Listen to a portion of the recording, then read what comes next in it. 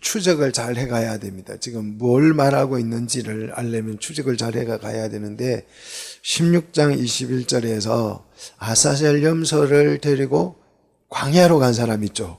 미리 준비했던 사람이 아사셀 염소를 끌고 광야로 갔다가 16장 26절에서 보면 아사셀 염소는 버려두고 이제 본인이 돌아오죠. 광야에서 돌아와서 정결하게 한 후에 어디로 갑니까? 진영으로 들어가요. 그죠? 진영으로 복귀합니다. 그래서 이제 카메라가 이 사람을 추적하는 거예요. 광야에서 갔다 온 이 사람을 추적을 해가지고 진영으로 들어왔어요. 진영으로 들어와서 어디로 가겠어요? 당연히 가정으로 가겠죠. 이제 이 가정의 카메라가 지금 조명을 하고 있는 것입니다. 그래서 오늘 성경은 속죄함을 받은 성도들의 가정 속으로 이 카메라가 지금 들어와 있다고 생각하면 돼요. 이제 지성소에서 그 속죄일은 지성소에서 일어나는 일을 조명했잖아요. 이제 그래서 우리의 모든 죄가 속함을 받았기 때문에 이제 속함을 받은 가정으로 카메라가 와서 지금 이제 여러분의 가정을 조명하고 있다. 오늘 교회에 온 거는 지성소에 왔다고 생각하고 이제 예배 마치면 가정으로 돌아가겠죠. 이제 가정을 조명한다고 생각하면 됩니다. 오늘 본문부터는. 그래서 오늘 본문부터 22장까지는 가정에 관한 삶의 우리 생활 속에 어떤 신앙, 어떤 예배를 드려야 할 것인가를 우리에게 소개해 주는 내용이라고 살펴보면 됩니다. 자, 속죄일이 끝났어요. 속죄일이 끝나서 우리 죄가 모두 용서받았습니다. 죄에 있는 성향까지도 다 이제 사함을 받아서 정말 정결한 백성이 됐죠. 그러면 끝입니까? 끝이 아니에요. 완성이 아니에요. 속죄일은 시작입니다. 시작에 불과한 것이에요. 자, 속죄일에 모든 죄가 소멸되면 끝이다. 그래서 끝이 났기 때문에 바로 천당을 직행한다. 아니죠. 그죠? 속죄함을 받고 정결하게 한 후에 이제 삶을 살아가는 그 과정이 필요하다는 거예요. 그 과정이. 자, 만약에 우리가 속죄함을 받고 죄가 정결해지고 깨끗해졌으면 바로 천당 간다면 비전이나 무슨 소망이나 희망 이런 게 필요 없어요. 그렇잖아요. 예? 할 일이 없잖아요. 예? 이게 구원파입니다. 할 일이 없는 거. 구원을 받고 죄사함을 받았기 때문에 이제 우리는 할 일이 없어. 이렇게 말하는 사람들이 구원파예요. 그런데 우리 장로교도 자칫 잘못하면 구원파가 될 수 있어요. 왜냐하면 구원받고 할 일이 없잖아요. 이제 죄사함 받았고 나서 아무 할 일이 없다. 그렇게 생각하면 그게 구원파예요. 근데 실제로 이제 교회에서 교육을 하는 거 보면 할 일이 없어요. 여러분 뭐 합니까? 아무것도 안 하잖아요. 그냥 교회 와서 예배 드리고 집에 가고 뭐 봉사하고 뭐 이런 것만 하지 뭐 더 할 게 없잖아요. 그럼 왜 교회에 왔느냐? 왜 교회에 왔느냐?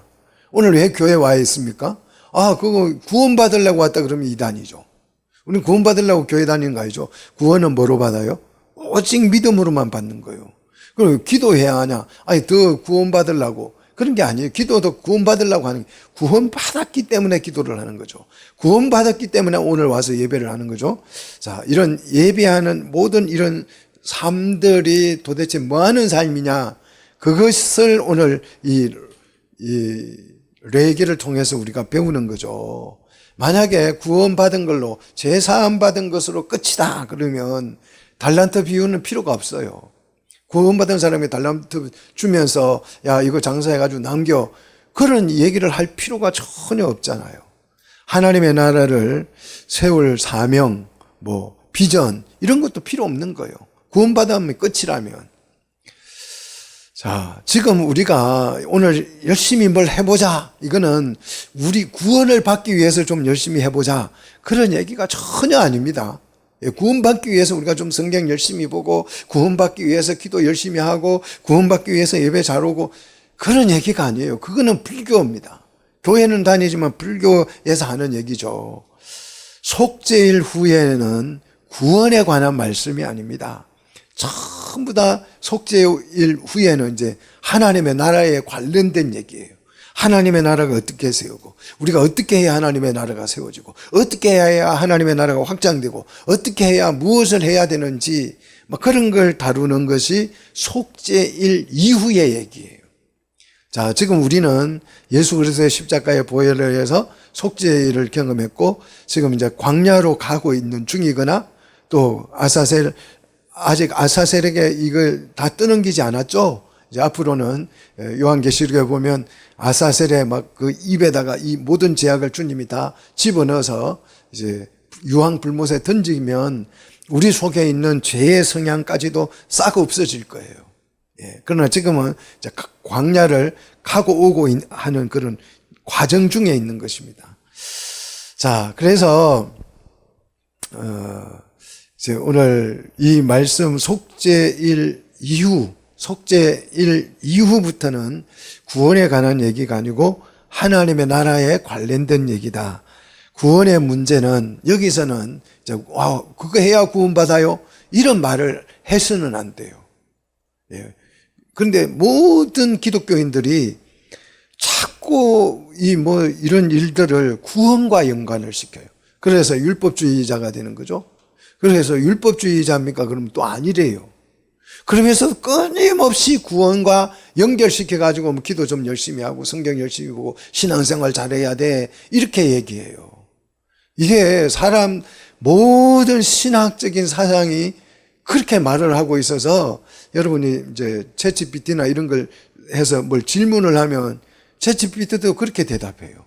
그래서 제가 이거는 잘못된 거다 그러면 이제 본인 성경 본문을 통해서 이런 AI는 이해를 하고 이게 잘못된 거라고 판단을 하기는 합니다.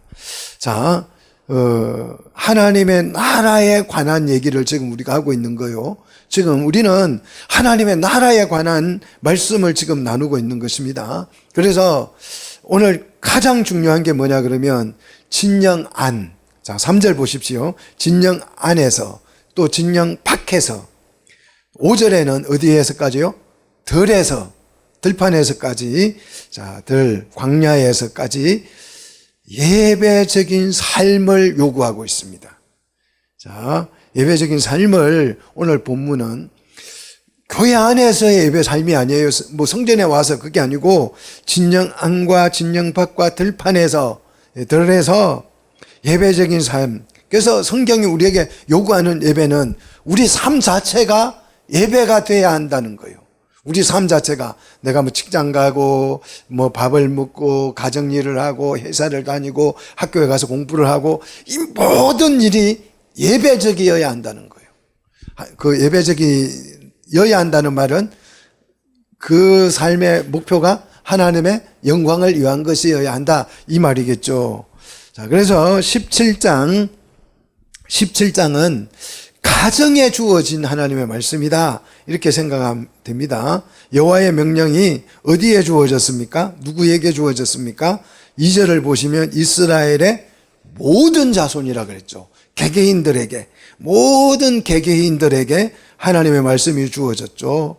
그리고 8절, 9절, 10절에 보시면 뭐가 나와요? 이스라엘 집이 나와요. 이스라엘 가정, 요 하우스가 아니죠. 가정을 말하는 거죠. 자, 그 가정과 그들 중에 거주하는, 가정에 누가 거주할 수 있어요? 가족이 거주하고 또 거류하는 사람들이 와서, 나그네가 와서 같이 살 수 있잖아요. 거류하는 거류민중, 그러니까 아예 이스라엘 집으로 이사를 영구적으로 온 사람들을 거류민이라고 그럽니다. 자, 오늘 8장, 10장, 13절에서 이스라엘 집을 3번이나 강조하고 있어요. 자, 가정의 문제를 심각하게 지금 얘기하겠다, 아주 자세하게 설명하겠다, 그런 취지겠죠. 여러분의 가정생활이 뭐다? 곧 신앙생활이다. 믿습니까? 가정생활이 신앙생활이라는 걸 기억하셔야 돼요. 신앙생활은 교회 와서만 하는 게 신앙생활이 아니고 가정의 삶, 직장에서 삶, 모든 삶이 전부 다 신앙생활이에요. 여러분이 태어나고 출산하고 양육하고 이 모든 삶 자체가 신앙이어야 합니다. 자, 가정에서 예배적 삶을 어떻게 살아야 하는가? 자, 가정에서 예배를 드리려면 구약시대에는 뭐가 필요해요? 재물이 필요하죠. 재물 잡아야 하잖아요. 그죠? 그래서 재물을 잡을 때에 어디에서 잡지 말라? 진영 안에서. 진영 안에 집에서 잡지 말라. 마을에 모여가지고 야 오늘 예배할 테니까 우리 소 잡자. 그렇게 하지 말라는 거예요. 또 그러면 진영 밖에서요? 마을 밖에 나가서 뭐 소 잡아서 제사 드리자. 그것도 하지 말라는 거예요. 특히 어디에서요? 들에 가서는 하지 말라. 들에 가서, 들판에 가서, 산에 가서, 또 뭐 밭에 가서, 목초지에 가서, 경작하는 경작지에 가서 소 잡고 양 잡고 해서 제사를 드리자. 그거 하지 말라는 거예요. 이 하나님 앞에 예배하기 위해서 제물을 잡을 때에는 어디에서요? 반드시 어디로 가서? 4절 어디로 가서요? 해망문으로 끌고 가서. 그래서 끌고 가서 내가 양을 하나님 앞에 제물로 드려서 예배를 드릴 거예요. 그러면 진영 안에서 잡으면 안 되고 진영 밖에서 잡아서도 안 되고 들에 가서 잡아서도 안 돼요. 어디로 끌고 가요? 예. 회막문으로 끌고 가서예요. 와서가 아니죠. 그러니까 지금 중심이 어디에 있는 거예요? 가니까 가정에서 성전으로 회막문으로 가는 거죠. 그러니까 가는 거예요. 중심을 가정에 두고 있는 거죠. 회막으로 가서 여호와의 어디 앞에? 승막 앞에서 뭐 해라? 잡으라. 이게 굉장히 중요합니다. 왜 여호와 승막 앞에서 여호와께 드릴 제물을 잡아야 하는가? 거기에 대해서 지금 설명을 하는데 4절을 잘 보시면 여호와께 드리는 제사가 아니라면, 그러니까 성막 앞에서 잡아서 드리는 제사가 아니고 뭐 들에 가서 잡거나 집에서 하거나 또는 마을 밖에서 하거나 이렇게 허락되지 않는 곳에서 제물을 잡으면 그 제사는 전부 다 뭐다? 우상숭배다는 거예요. 우상숭배. 자, 우상숭배를 위해서 제물을 잡는 행위와 같고, 그렇게 해서 뭐 내가 하나님 앞에 예배할 거야 하면서 진영 밖에 가서 제물을 잡았어요. 나 하나님 앞에 예배 드려 하면서 진영 안에서 잡았어요. 들판에 가서 했어요. 난 풍경 좋은 데 가서 하나님 앞에 예배할 거야. 그래서 내가 소를 끌고 풍경 좋은 데 가가지고 소를 잡아서 하나님 앞에 제물을 드렸다. 하나님 앞에 드린다고 하지만 그것은 성경 오늘 본문은 살해 행위로 봐요. 자, 제물을 하나님 앞에 제사 드리는 용도가 아닌 용도로 제물을 잡으면 그거는 우상숭배고, 그 우상숭배로 인하여서 그 제물을 잡는 모든 그 피 흘림은 살인으로 봅니다. 자, 오늘 본문은 그걸 피 흘린 죄라 그랬어요. 피 흘린 죄. 피 흘린 죄는 무슨 죄죠? 살인죄예요. 사람을 죽이면 피가 흘러서 죽잖아요. 그 가인의 죄가 뭡니까? 피 흘린 죄잖아요. 돌로 죽였으니까 살해 행위로 봅니다. 살해 행위로 여긴다, 간주한다, 판결한다, 뭐 계산한다, 선고한다, 그런 뜻이에요. 자, 4절 회막문 여호와의 성막 앞에서 잡아야 한다. 이거는 성막 앞에 와서 잡는 거는 필수다는 거예요. 회막문 외에는, 여호와의 성막 외에는 제물을 잡는 행위 그 자체가 범죄 성립이 된다는 것이죠. 피 흘린 죄로, 살인죄로 성립이 된다는 것이죠. 그래서 피를 흘렸은즉 4절 백성 중에서 어떻게 된다고요? 끊어진다. 언약 백성의 지위를 상실해 버린다는 거죠. 언약 백성의 지위가 상실되어진다는 거죠. 자, 가정이 하나님 앞에 제사를 드릴 때에는 집에서 제사 드리는 거 불가능하다. 집에서 드리는 거. 제물은 어디로 가지고 와서? 회막문으로 와서. 그래서 우리 가정예배 좋아요. 가정예배, 그 허락된 가정예배는 괜찮지만 나는 오늘부터 교회 안 가고 그냥 가정에서 가정예배 드리고 살래. 불가하다는, 그건 우상숭배다는. 오늘 성경은 분명히 어디로 끌고 와서? 제단으로 해막문으로 끌고 와서 그곳에서 잡아서 제물을 잡아서 여호와께 드려야 한다는 거죠. 5절 해막문으로 가져오는 이것을 여호와께로 끌고 오는 것이라 그랬어요. 보세요. 자, 가정에서 예배 드려도 돼. 우리 가정에도 하나님이 함께 계시죠. 그런데 왜 교회 와요? 그냥 집에 계신 하나님께 예배하면 되잖아요. 왜 와요? 그게 아니에요. 해막문으로 가지고 오는 이 자체를 여호와께로 오는 것으로 표현하고 있어요. 이게 상징적인 의미예요. 하나님이 가정에 없다는 뜻이 아니고 내가 가정에서 해막으로 오면 그 오는 자체가 교회당 오는 것이 아니고 누구께 오는 것이다. 여호와께로 오는 것으로 상징적 의미를 갖는 거예요. 자, 그래서 해막문으로 가는 길이 여호와께로 가는 길로 통일시 오늘 성경은 여기고 있다는 것입니다. 자, 제물을 끌고 가서 이제 뭐 해요? 누구에게 줘요? 내가 하는 게 아니에요. 누구에게 줘요?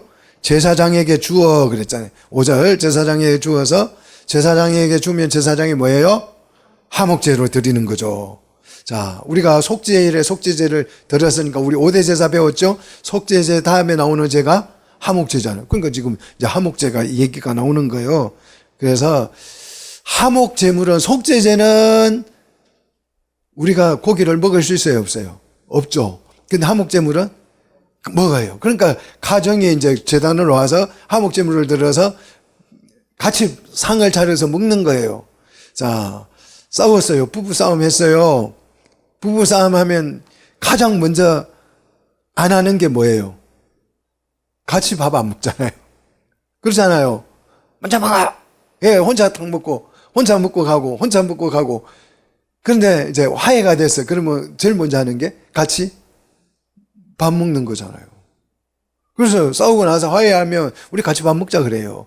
밥 같이 먹어주면 화해가 된 거예요. 자, 화목 제물을 들어서 지금 하나님과 우리 관계가 어떻게 되는 거예요? 화목해지는 거죠.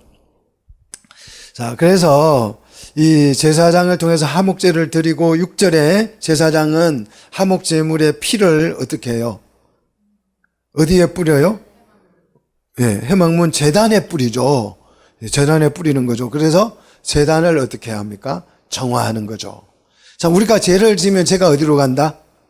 막 성전으로 가가지고 성전에 막 덕지덕지 붙어 있어요. 여호와를 공격하는 거죠.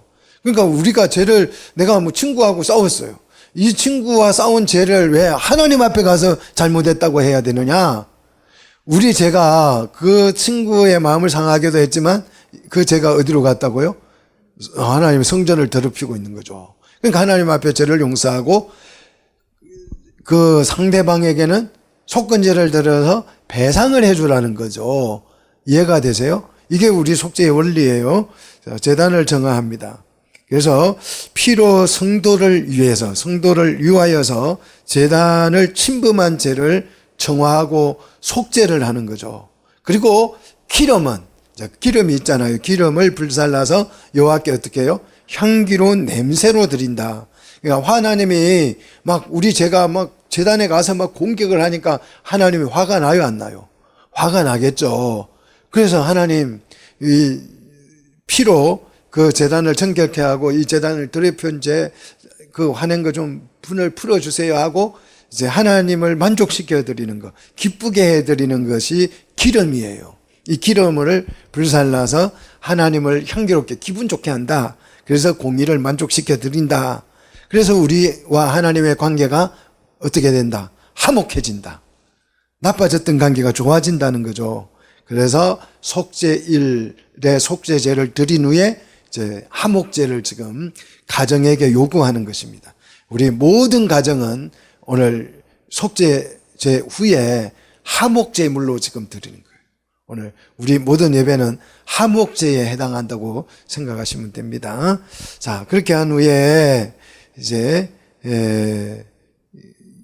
계속 보시면 여호와께 제물을 드려야 하는 이제 두 번째 이유, 여호와께로 와서 해막문에 와서 제물을 잡았고 드려야 하는 이제 두 번째 이유가 7절이죠.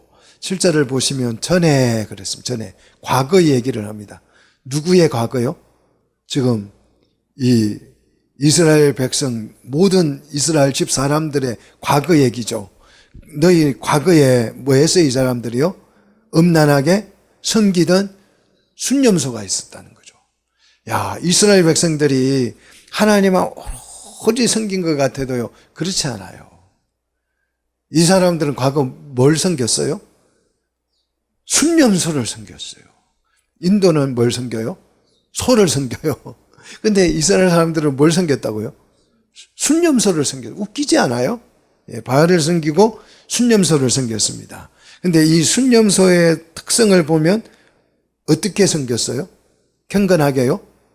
감사함으로요? 어떻게 섬겼다고요? 음란하게. 그래서 여호와의 회막 앞에 와서 반드시 제사를 드리는 것, 여호와께로 와서 제사를 드리는 것은 뭘 금지하는 거예요? 음란하게 순념소를 섬기는 일을 더 이상 하지 마. 우상 숭배하지 마. 그 얘기를 지금 하는 거죠. 우상 숭배 금지를 위해서. 그래서 가정에서 예배를 드리다 보면 그게 이제 사사기 끝에 가서 보면 전부 다 가정에서 그냥 예배 드려요. 그 가정에 신이 있어요. 가정에 제단을 만들어 놓고. 그러니까 어떻게 됐어요? 우상 숭배가 돼 버리잖아요. 신상을 만들어 놓고 우상 숭배. 그러니까 이 회막 앞에 나오는 것은 본질을 흐리지 않기 위한 장치예요. 가정에서 예배 드릴 수 없다 이게 아니고 각자가 소견에 좋은 대로 가정에서 예배를 드리다 보면 이게 자꾸 달라져요. 달라집니다. 예배의 폼이 달라져요. 그래서 나중은 이상한 신이 돼버려요. 하나님이 이상하게 바뀌어버려요. 왜? 사람은 개인의 취향에 따라서 어떤 사람은 막 찬양을 좋아하니까 찬양만 실컷하고 예배 끝나요. 어떤 사람은 성경 좋아한다고 막 성경 얘기만 실컷하고 끝나고. 이제 그러다가 보면 또 자기가 생각하는 성경 해석이 있으면 또 그 방법대로 해가지고 이상한 논리를 만들어가지고 이상한 신을 섬겨버리죠. 자, 그래서 이 성전 회막 앞으로 와서 제사를 드리라고 하는 것은 전에 음란하게 섬기던 순념소에 대해서 제사하지 않도록 하게 하기 위해서 그렇게 된다는 거죠. 근데 이 우상숭배는 반드시 우상숭배의 특성은 뭐다? 음란이다는 거죠. 음란과 연결이 됩니다. 우상은 전부 다 음란하고 연결이 돼요. 왜냐하면 이 영적인 간음이 육적인 간음하고 통해요. 그러니까 우리가 영적으로 경건하다. 그럼 몸도 경건해지죠. 그렇지 않아요? 나는 몸은 막 굉장히 세속적인데 내 영혼은 굉장히 깨끗하고 정결해. 그런 사람 없어요. 몸은 굉장히 경건한데 마음은 굉장히 막 추하고 그런 사람 없습니다. 몸과 마음은 연결되어 있습니다.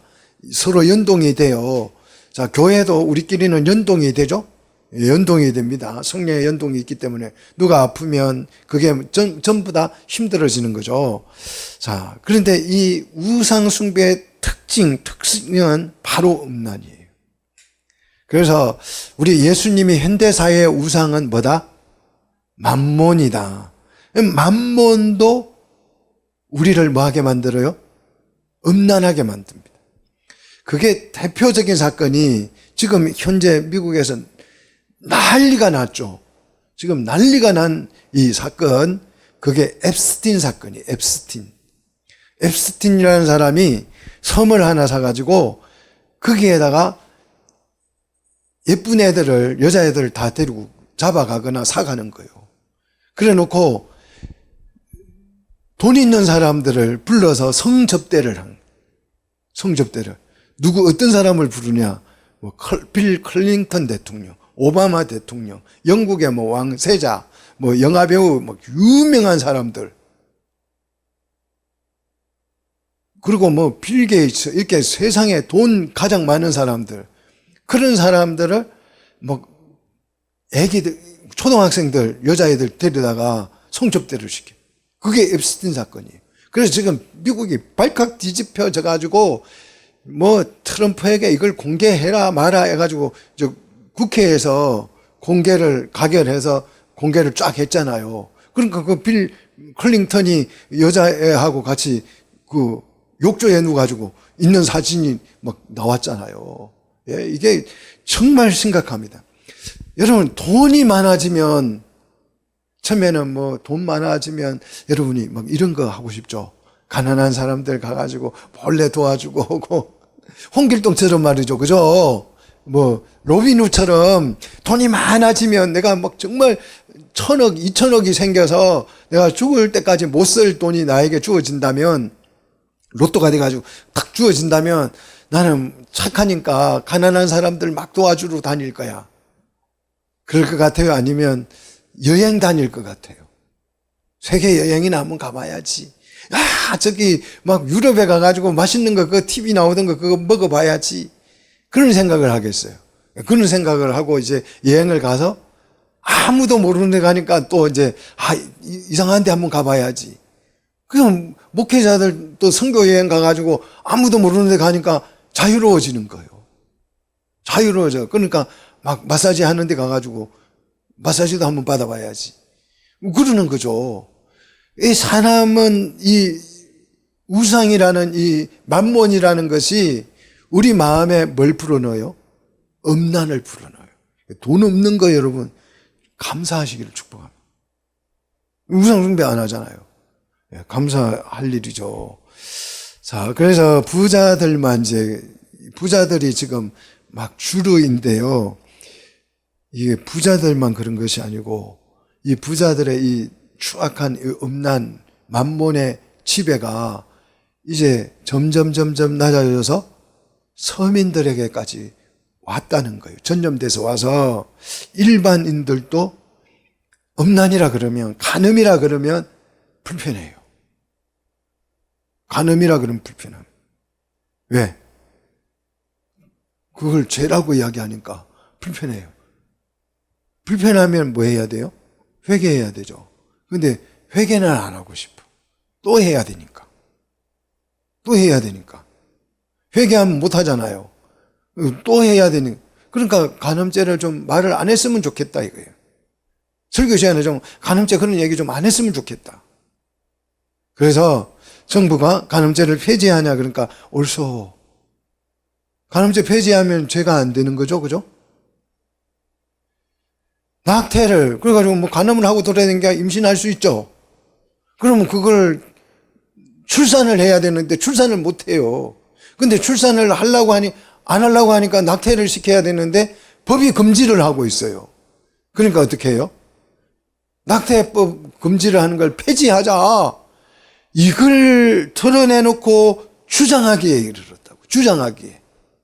얼마나 뻔뻔해진 거예요. 수요가 많아졌다는 뜻이죠.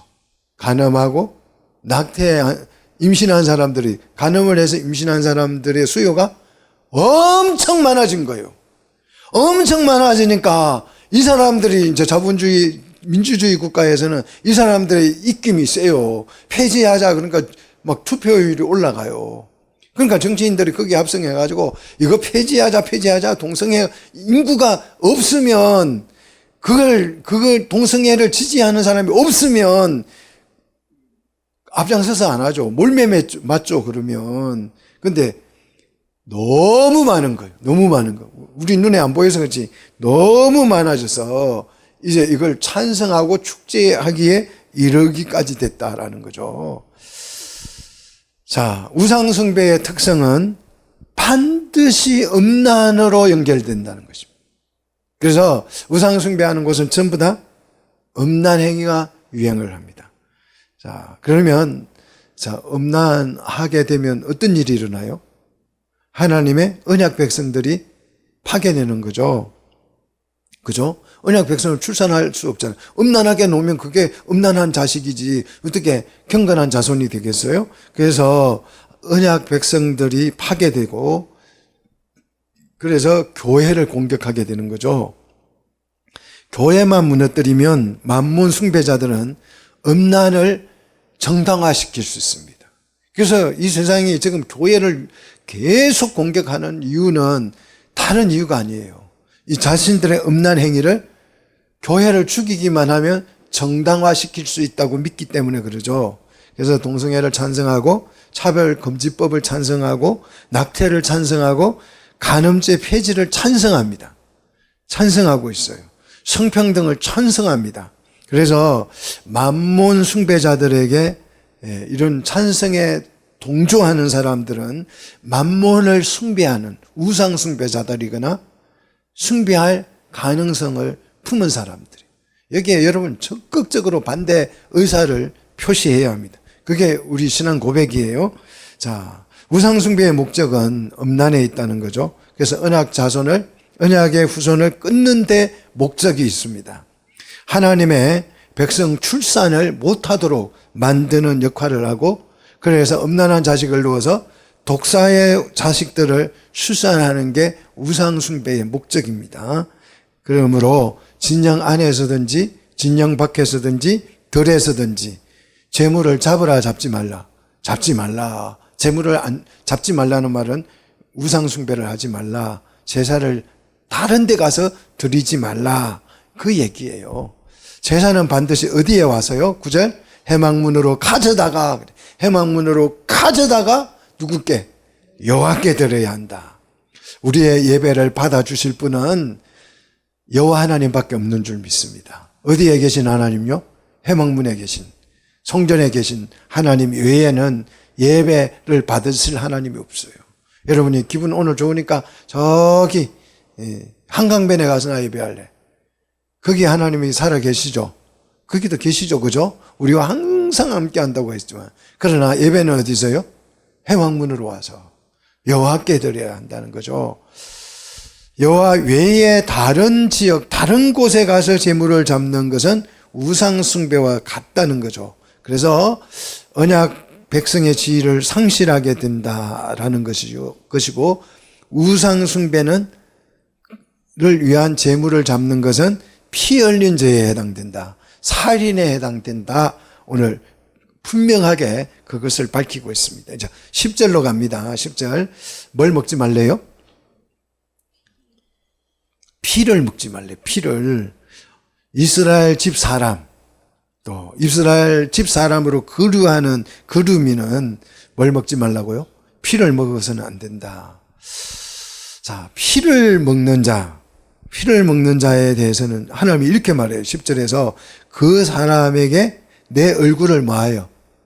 대하여. 그래서 얼굴을 똑바로 들여다보고, 하나님께서 피 먹는 사람을 얼굴을 마주보고, 그런 뜻이에요. 얼굴을 맞대어 보면서 어떻게 한다고요? 그를 백성 중에서 끊어진다? 끊어버린다는 거예요. 끊어버린다. 자, 9절과 10절을 딱 비교해 보십시오. 우상 숭배를 하면 어떻게 돼요? 끊어져요. 그런데 피를 먹으면요? 끊어버린다는 거예요. 자, 9절은 수동 간접이에요. 수동 간접. 그리고 자동사예요.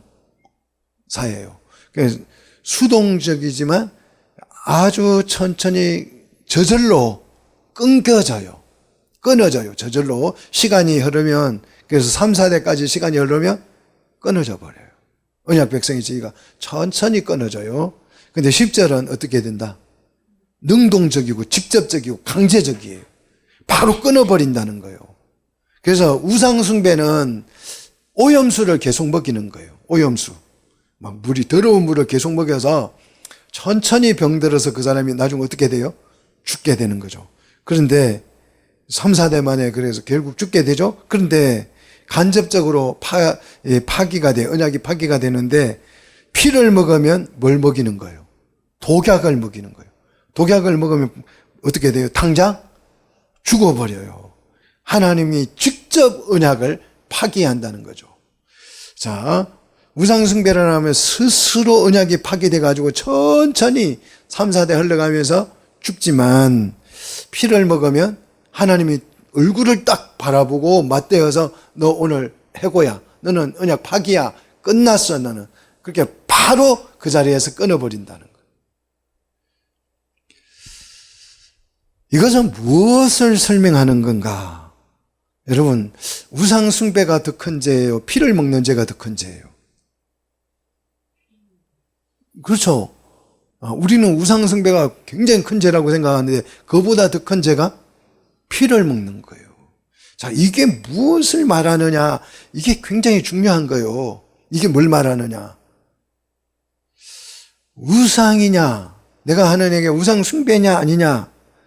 물론 이것이 중요하긴 하지만 그러나 이것보다 더 중요한 것이 뭔지를 아셔야 돼요. 뭔지를. 자, 우상 숭배를 왜 하나님이 싫어할까요? 예? 십계명에 왜 금지를 했을까? 좀 부처하고 좀 좋아서 좀 재밌게 지내면 뭐 어떻다고 그게. 그렇잖아요. 우리 남편 외에 다른 남자 좀 만나고 여행도 가고 밥도 같이 먹고 나쁜 짓만 안 하고 그냥 자전거도 한번 타고 여행도 한번 갔다 오고 그냥 커피도 마시고 좋잖아요. 내 부인이 뭐 다른 남자 만나가지고 나쁜 짓만 안 하고 그냥 놀러도 한번 가도 커피숍도 갔다 오고 얘기도 하고 마음도 털어놓고 서로 위로해주고 좋잖아요. 좀 뭐 그러면 안 돼요? 왜 그걸 못하게 하냐고요. 좀 할 수도 있는 거지. 지금 뭐 예? 그렇잖아요. 왜 하나님은 우상 숭배를 금지시킬까요?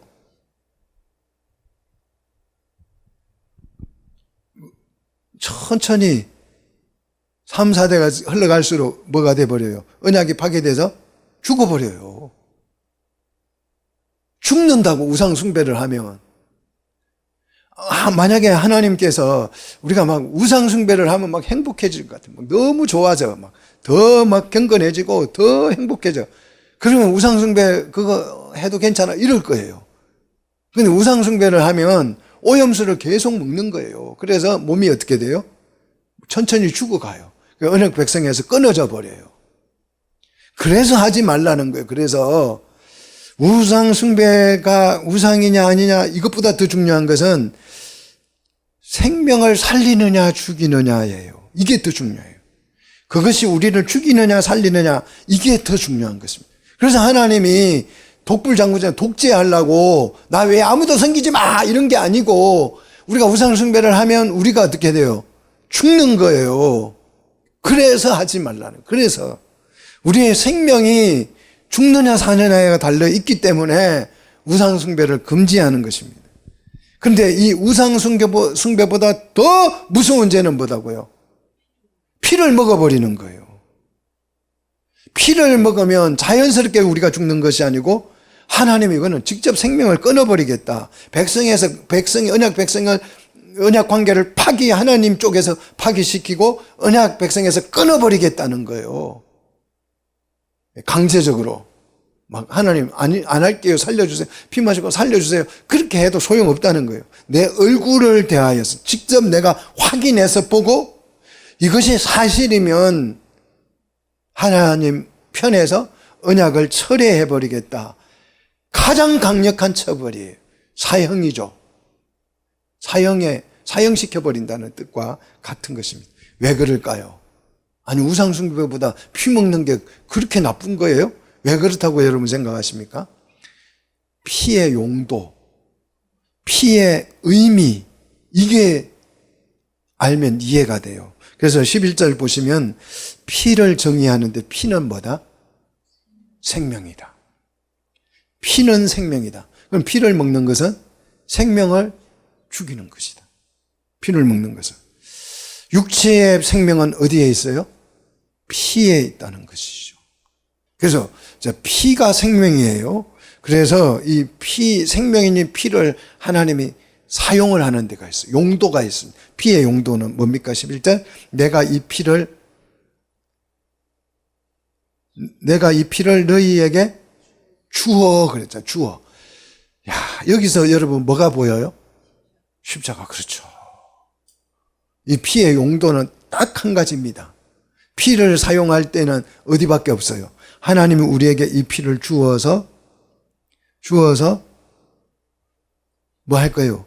제단에 뿌릴 것이에요. 그래서 예수님이 십자가에 못 박혀서 피를 뿌린 거 아니겠어요? 이 용도입니다. 이 용도 외에는 피를 먹어서 된다 안 된다? 다른 용도로 쓰면 된다 안 된다? 식용으로 쓰면 된다 안 된다? 안 된다는 거예요. 왜? 피는 생명인데 그걸 먹으면 피가 파괴되잖아. 생명이 파괴되는 거기 때문에. 그래서 제단에 뿌리서 뭘 할 거냐, 뭘 할 건데 물어보면 생명을 위하여서 뭐 할 거예요? 속죄할 거예요. 생명을 위한 속죄예요. 속죄. 그러니까 생명을 살리는 용도로만 피를 뭐 하는 거예요? 사용하는 거죠. 자, 생명을 살릴 용도로만 피를 사용하는 거예요. 이 말씀을 이해를 못하는 그 몰몬 교도들은 여호와정인이죠. 여호와정인들은 수혈을 받는다, 안 받는다? 안 받아요. 살리는 용도인데. 살리는 용도로는 피를 사용할 수 있어요. 그러니까 살리기 위해서 수혈을 하는 거잖아요. 살릴 용도로 피를 뽑잖아요. 그죠? 그렇잖아요. 살릴 용도로 뽑는 거지 그냥 재미삼아 뽑는 사람이 있어요? 없잖아요. 살릴 용도예요. 이 피를 먹지 말라는 말은 죽이는 용도죠. 그런데 피를 사용할 수 있는 딱 용도는 하나예요. 살리는 용도입니다. 살리기 위해서는 헌혈도 하고 수혈도 하는 거예요. 생명이 피에 있기 때문에 살릴 용도로만 피를 흘리고 피를 수혈합니다. 이게 십자가의 피죠. 자, 생명이 피에 있고 죄값은 사망이기 때문에 피로 사망의 값을 치름으로써 속전이 이루어지죠. 죄값이 지불되고 죄에서 속함을 받으면 죽었던 생명이 어떻게 돼요? 살아나는 거죠. 이걸 우리는 뭐라고 불러요? 부활. 이렇게 부르는 거예요. 여러분 속에 예수님의 죄값을 치룬 생명의 보혈이 있기 때문에 부활의 씨가 들어있는 거죠. 때가 되면 부활이 일어날 줄로 믿습니다. 자, 그래서 피의 용도는 뭐다? 생명을 살리는 것이다. 피는 생명이다. 우상숭배는 피를 드리는 제사죠. 우상숭배도 제물을 잡는 피 흘리잖아요. 그래서 그거는 생명을 죽이는 피 흘린 죄에 해당되는 것이다.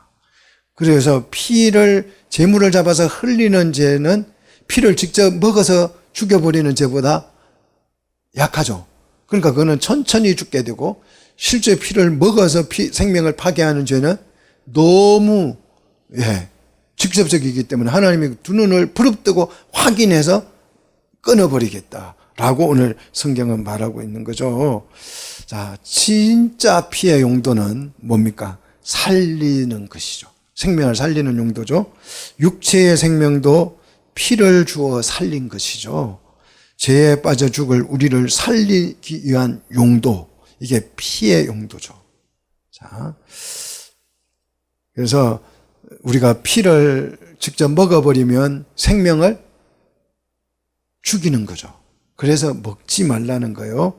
그래서 피는 오직 살리기 위한 용도로 사용하되 그 외의 용도로는 우상에게 드리기 위해서 제물을 잡는 것도 금지한다. 식용도 금지한다. 그 얘기예요.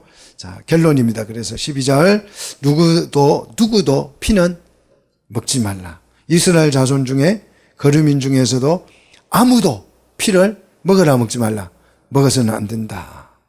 13절 정결한 짐승의 피, 또 사냥한 새의 피, 이거는 정결한 거니까 그 고기를 먹을 수 있는데, 자, 고기를 잡아서 뭐채 먹지 말고 피는 먹지 말고 피는 흘려서 땅에 흙으로 덮으라는 거예요. 식용하지 말라는 거죠.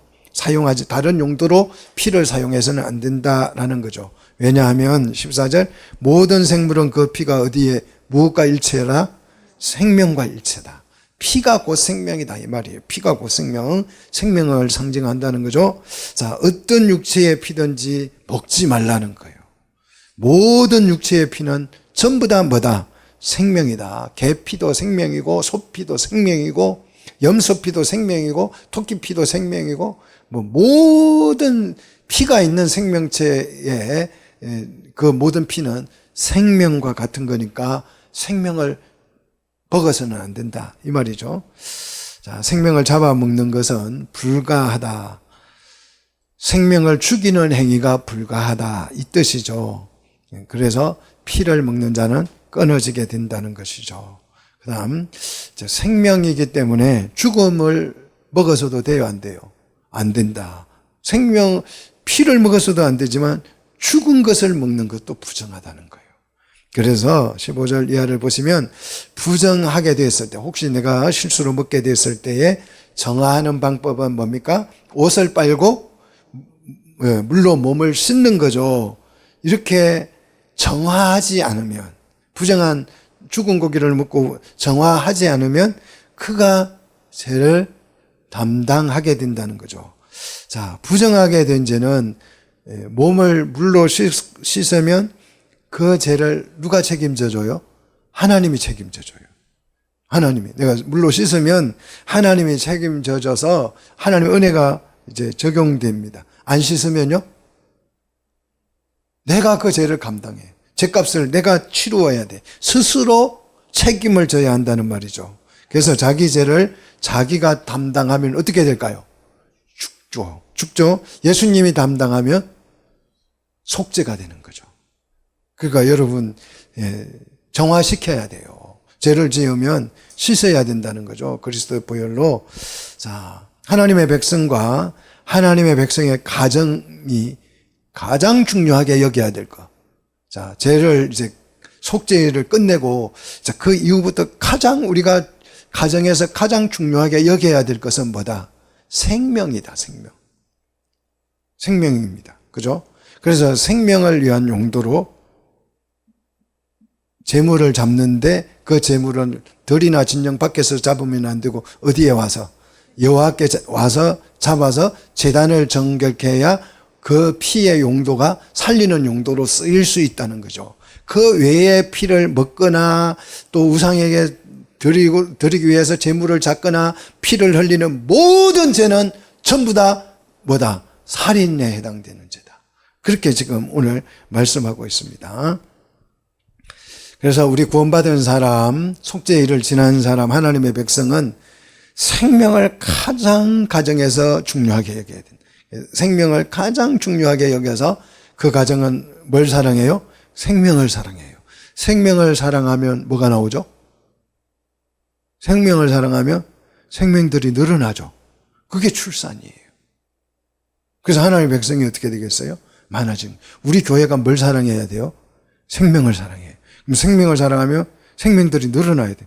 근데 우리 교회는 요즘 줄어들고 있어요. 어디까지 줄어들까요? 고민이 돼요. 어디까지 줄어들어야 하나. 여러분, 우리 2026년에 생명을 좀 우리가 사랑해서 생명이 좀 풍성해졌으면 좋겠어요. 에덴 동산에는 생명이 풍성했잖아요. 예, 물이 많아가지고.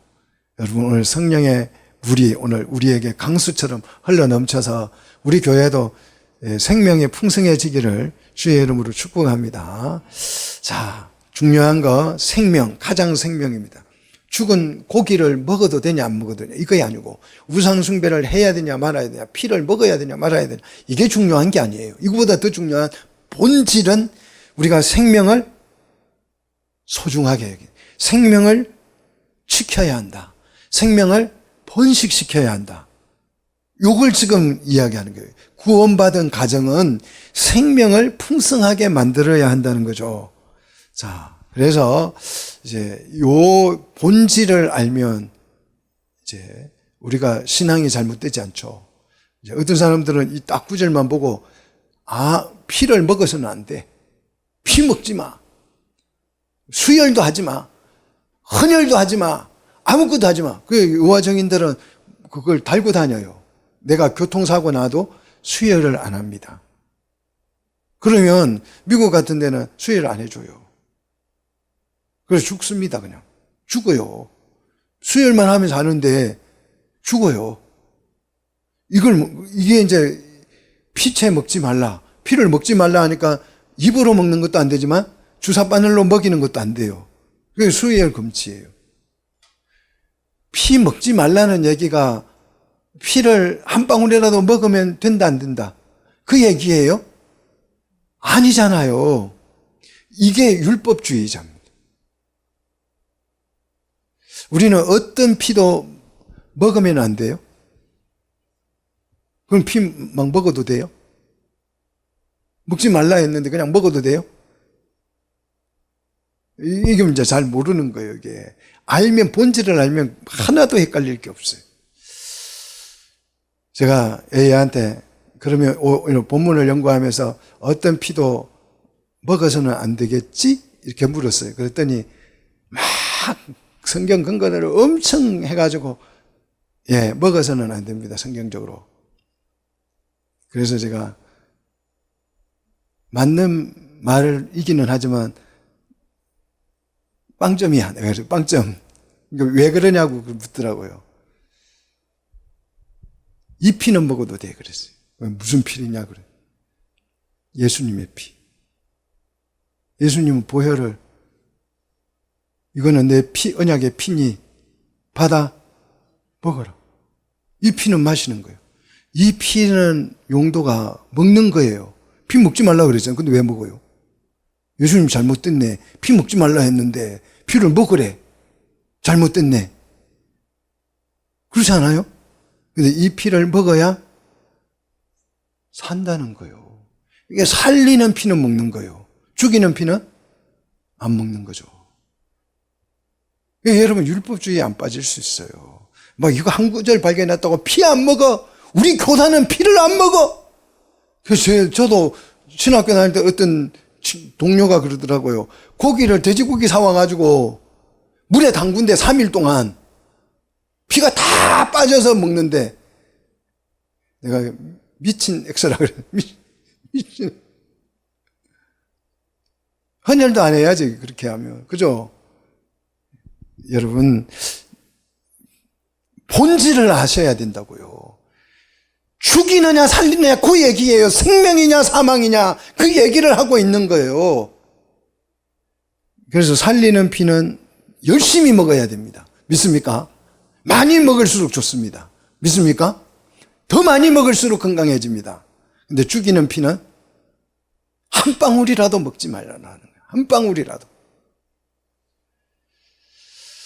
자, 그래서 우리는 성찬을 먹고 마시는 거죠.